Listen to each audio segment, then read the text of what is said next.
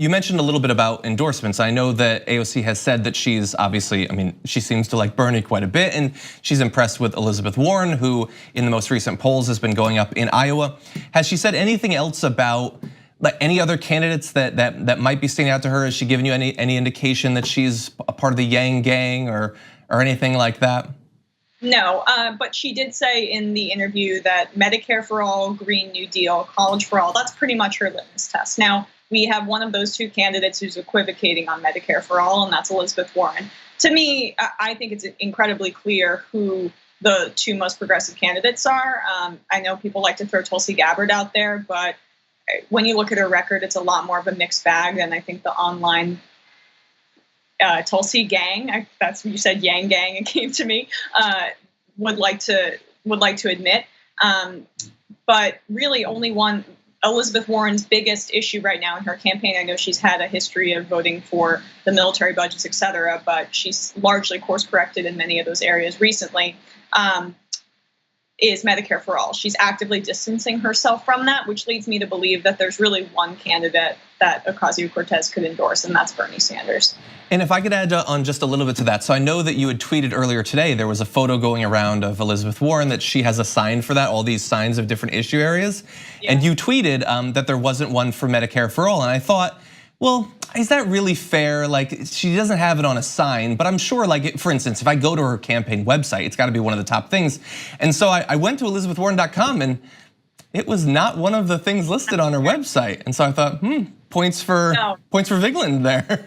Well, no, I mean, it's become, look, I'm a huge Elizabeth Warren fan, and I've said that the backlash against her from some of the Bernie Sanders fans, and I would include myself in that, it's ridiculous. It's so over the top. There's not one candidate that's closer to the issues than Elizabeth Warren, and she's even better on some issues than Bernie Sanders is, and more detailed, I would say, with her tuition-free college plan.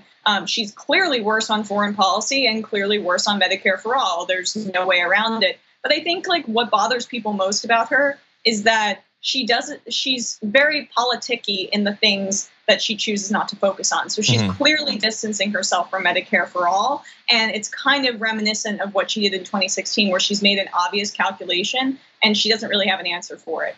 And that's a bummer about her. So I think that AOC is going to endorse Bernie Sanders, and I think it's pretty obvious. Well, I would just say one additional thing for people watching who want Elizabeth Warren to move back in the right direction on Medicare for all.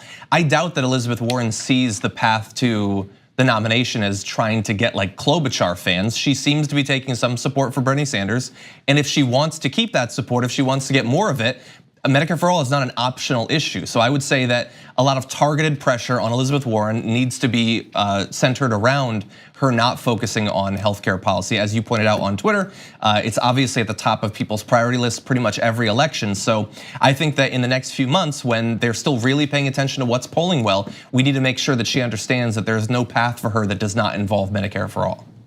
And I would just add that I think that part of her calculation is that she thinks the elimination of private healthcare is too extreme.